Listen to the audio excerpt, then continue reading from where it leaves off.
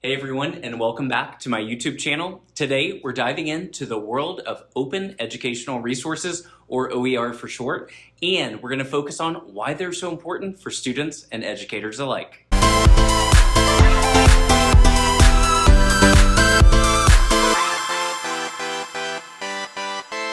If you've never heard of open educational resources, you may be wondering, how are they used in the classroom? Well, simply put, they're teaching, learning, and research materials that are freely available for anyone to use, adapt, and share.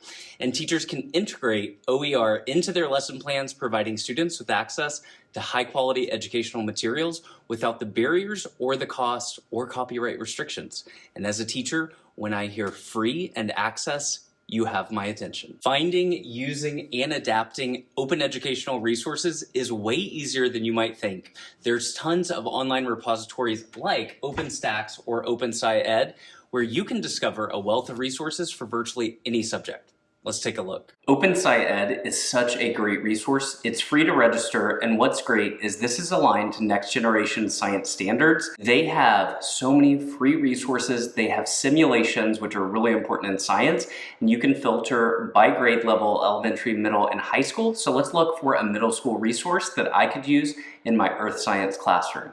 I teach 6th grade earth science, and I can use the filters right here on the sidebar to find a simulation that's going to work great with my students. And I think that this plate movement simulation would be such a great way for my students to analyze plate movement, and they could see how plate tectonics are at play with this simulation. Simulations like these are so powerful for my students to be able to analyze and understand the data that they're looking at. And the great part is it's very easy to search OER, and I can share these right to my learning management system and Google Classroom, and voila, it's free and accessible. You can also filter through the instructional materials, and if you want to see the standards alignment, they have that mapped out for you as well. So that's a great way to start planning out your year and finding those free resources that are already available and accessible to you. All right, if you're a non-science teacher, I want to show you all another incredible resource that you can use, which is OpenStax.